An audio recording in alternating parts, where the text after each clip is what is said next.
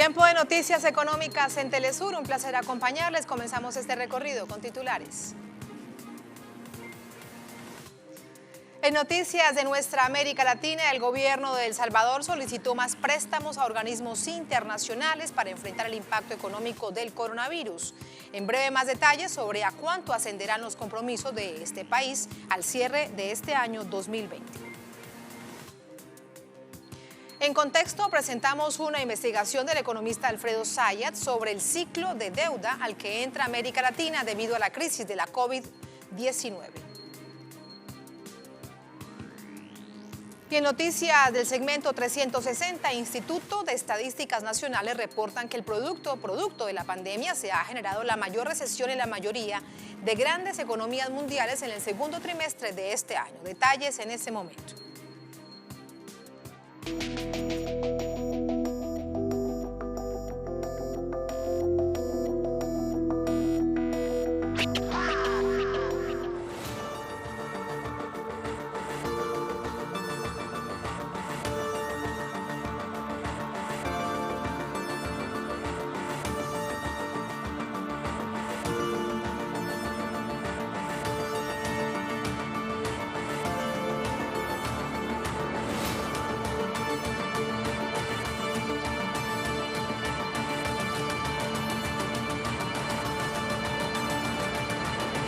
Así entramos en materia. El gobierno de El Salvador solicitó más préstamos a organismos internacionales con el fin de enfrentar el impacto económico ocasionado por la pandemia del coronavirus. El monto de los créditos asciende a $900 millones, situación que puede agravar el índice de endeudamiento público del país.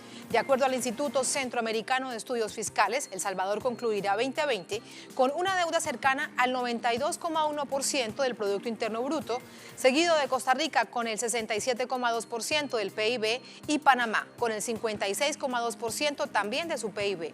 El Banco Central de Reserva de El Salvador indicó que para junio de este año la deuda ascendía a más de $20.500 millones, que incluye el financiamiento en letra del Tesoro y deuda de pensiones.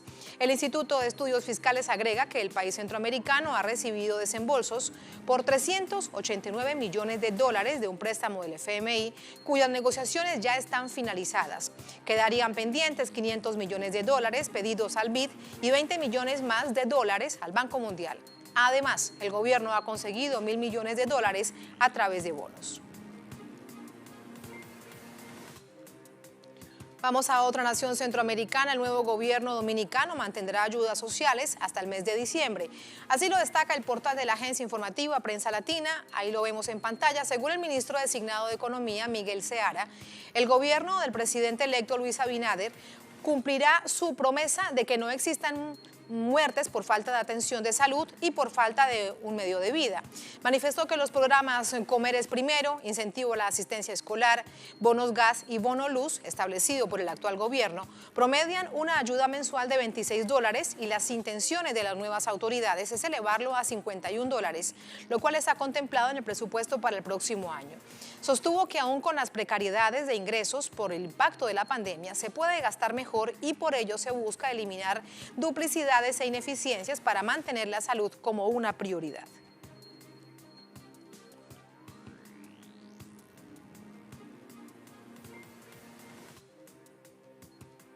Vamos ahora a México. El presidente de esta nación, Andrés Manuel López Obrador, expresó su agradecimiento al personal médico de Cuba que está presente en el país en apoyo al control de la pandemia del coronavirus. Durante su conferencia de prensa matutina en el Palacio Nacional, AMLO expuso que las críticas respecto a la brigada cubana en México fue una charlatanería por parte de conservadores. En contraparte, el presidente destacó que quienes causaron el gran daño a la salud pública mexicana fueron gobiernos neoliberales que desmantelaron el sistema sanitario y lo privatizaron. Recalcó que en el contexto de la crisis sanitaria, el arribo de los médicos cubanos para brindar ayuda provocó que salieran conservadores corruptos para emitir críticas a la gestión, cuando la situación no era de ideología, sino de salvar las vidas. Lo más importante, salvar las vidas. Vamos ahora al sur del continente. El movimiento estudiantil de Paraguay exigió a la Cámara de Diputados que acelere la aprobación de la ley que permita la eliminación de aranceles en las universidades públicas.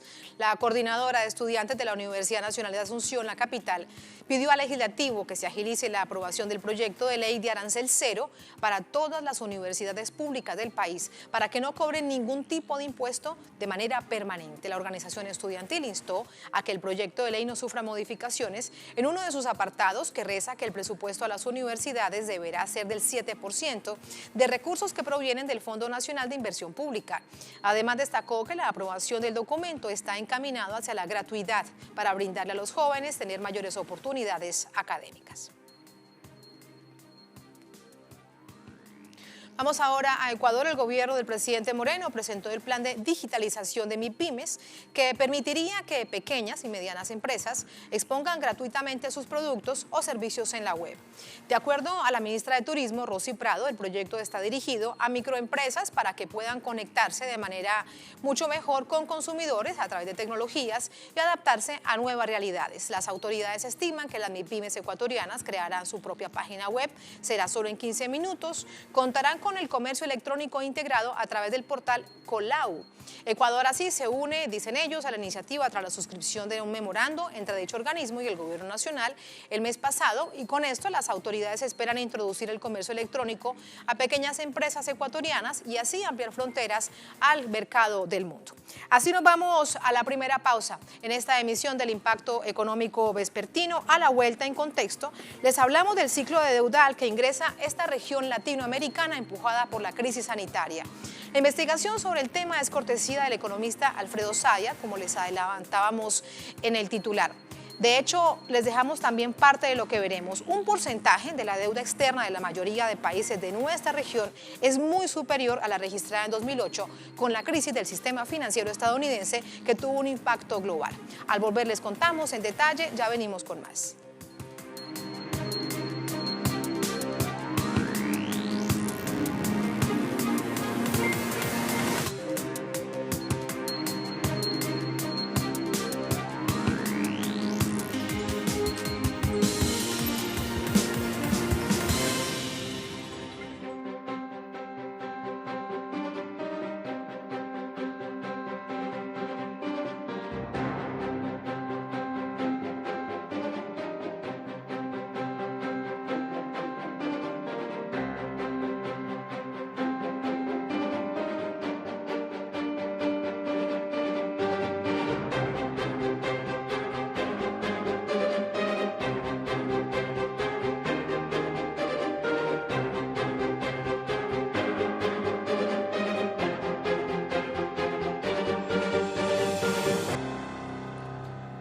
Así volvemos. El periodista y economista de origen argentino Alfredo Zayat, en un reciente estudio, destacó que la crisis propiciada por la pandemia del coronavirus está conduciendo a países de esta región de América Latina a asumir otros peligrosos ciclos de deudas. Vamos a ver detalles sobre el acelerado endeudamiento que registran países con la siguiente historia.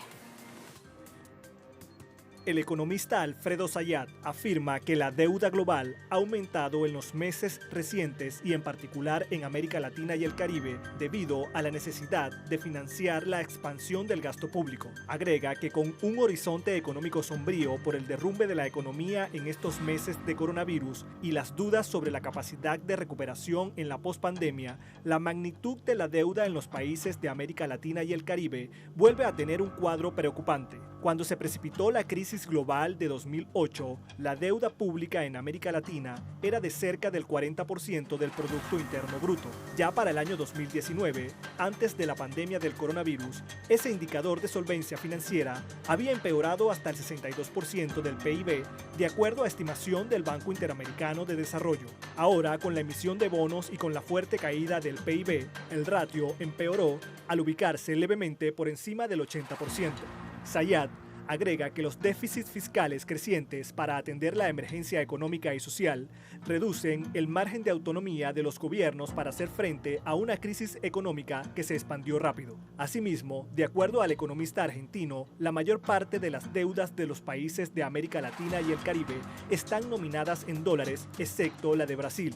Sin embargo, cuando se producen devaluaciones de la moneda nacional, la exigencia fiscal para pagar las deudas aumenta y por lo tanto el riesgo de insolvencia también sube. En la investigación se agrega que el peligro entonces se encuentra en una probable doble recesión, la primera por los efectos de la pandemia y la segunda por una crisis de deuda.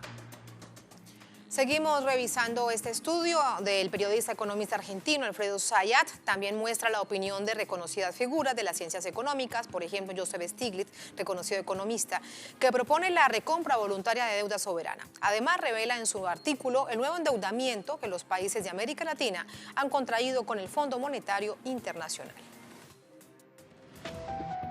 El Premio Nobel de Economía, Joseph Stiglitz, y el jefe de monitoreo económico global del Departamento de Asuntos Económicos y Sociales de las Naciones Unidas, Hamid Rashid, proponen la recompra voluntaria de deuda soberana para evitar la inminente crisis de deuda pública. En ese contexto, la proposición de Stiglitz y Rashid tiene como objetivo principal aligerar la carga del endeudamiento con un descuento significativo, es decir, una quita con respecto al valor nominal de los bonos soberanos y minimizar la exposición de deuda con acreedores privados. El endeudamiento mundial se disparó a un récord de 331% del PIB en el primer trimestre del año. El relevamiento del Instituto Internacional de Finanzas apunta que dicha suba es la más fuerte registrada en los ratios de deuda mundial en un trimestre.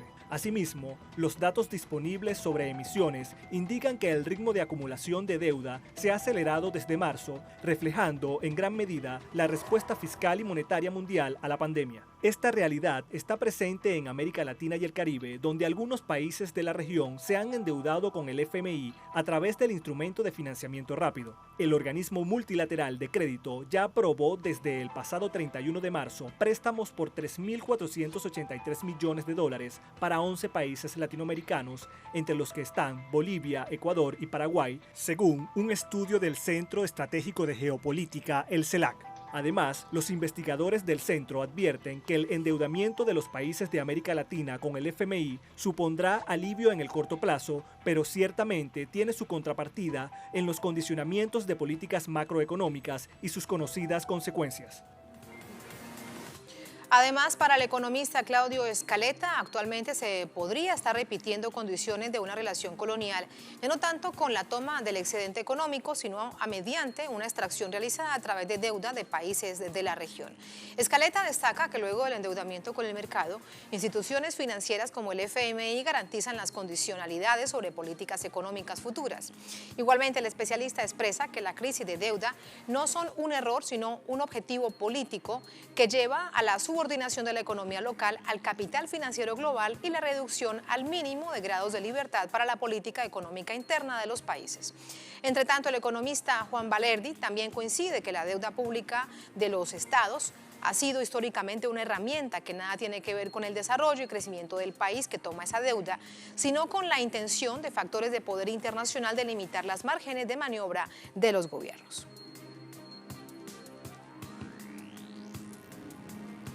Es decir, el control internacional de la política económica. Así nos vamos a la segunda última pausa en Impacto Económico. Al volver a nuestra economía 360, hablamos sobre la caída del PIB en diferentes economías del mundo debido a efectos generados por la pandemia de la COVID-19. ¿De qué economía se trata? Les contamos al volver.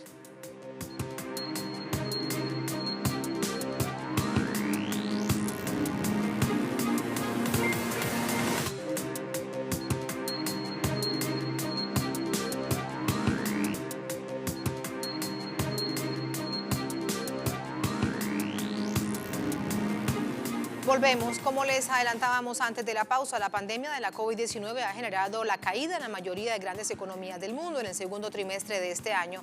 Son datos de institutos estadísticos nacionales. Las cifras en la siguiente historia.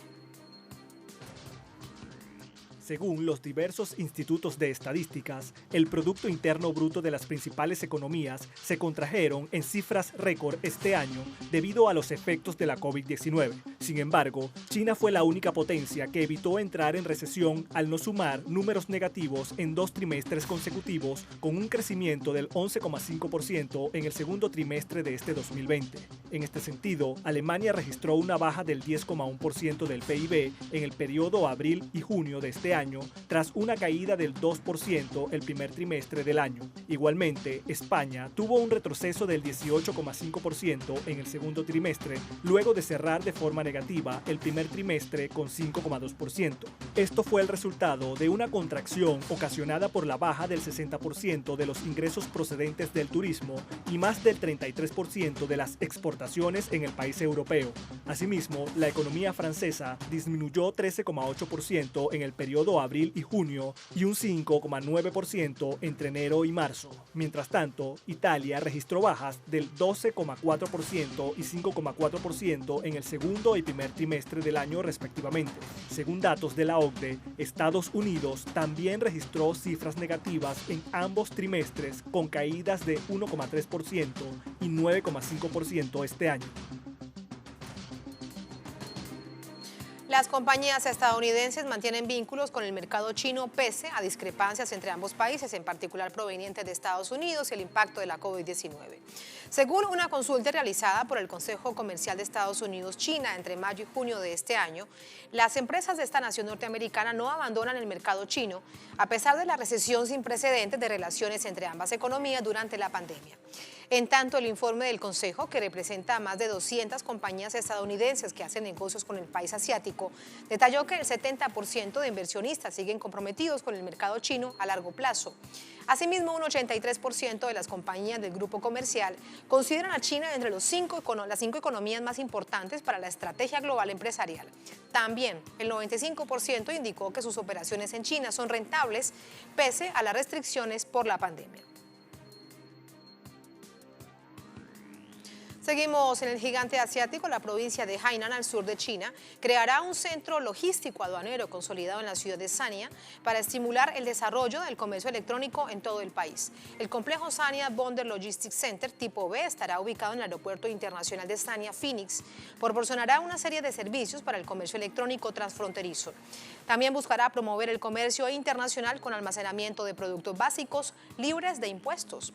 Asimismo, fomentará los servicios de distribución de bienes generales, logística de cadena de frío y de mercancías peligrosas para bienes de consumo. En ese sentido, la provincia prevé que la construcción del complejo de casi 50.000 metros cuadrados inicie este mes de octubre. Vamos ahora a Europa. El bloque europeo comienza a retirar parte de preferencias arancelarias de Camboya. Así lo titula el portal web Vietnam Plus.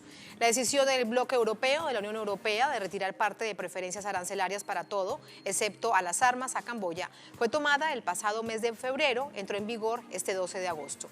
En tanto, la Asociación de Productores de Prendas de Vestir de Camboya y la de Calzado, junto con la Cámara de Comercio Europea, solicitaron a la Unión Europea reconsiderar la retirada parcial de la iniciativa. Eso en el contexto de la COVID-19 que impacta de forma negativa a la industria de confección textil y calzado del país. Por otra parte, se estima que la decisión de la Unión Europea afecte un valor de $1.080 millones de las exportaciones anuales de Camboya al mercado europeo. En esa línea, Camboya espera firmar este mes un tratado de libre comercio con China para compensar la pérdida causada por la medida que toma la Unión Europea. Vamos ahora a Alemania. El grupo Turismo TUI recibió ayuda estatal complementaria por 1.200 millones de euros.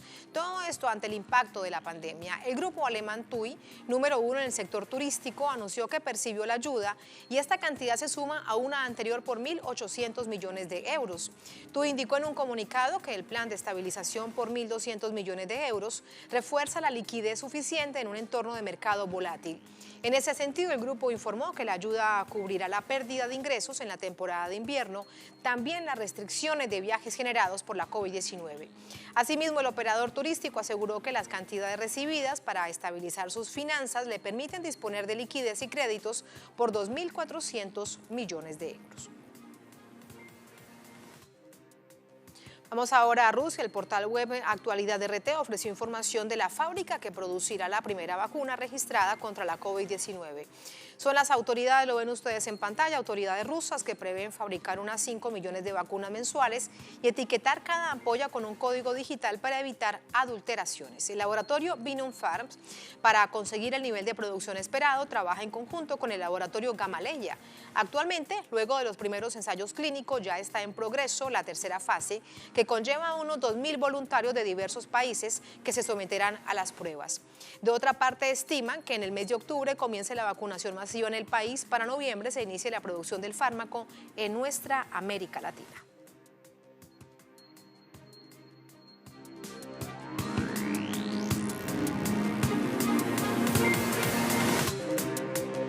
Momento de revisar indicadores petroleros al cierre de esta jornada de miércoles. Vamos a ver cómo están. Barril de petróleo intermedio Texas WTI marcó $42,28 el barril, a alza con 0,67 centavos de dólar. Barril de Brent, referencia en Europa, se ubica en $45,12 el barril, sube un 0,62 centavos de dólar. Y el crudo OPEP se ubica en $45,21 con un alza del 0,2 centavos de dólar. Así ponemos punto final a Impacto Económico. Como siempre, un verdadero placer acompañarles. Esperamos sus sugerencias, sus comentarios a través de impacto@telesurtv.net. Un placer, como siempre, sigan con nosotros.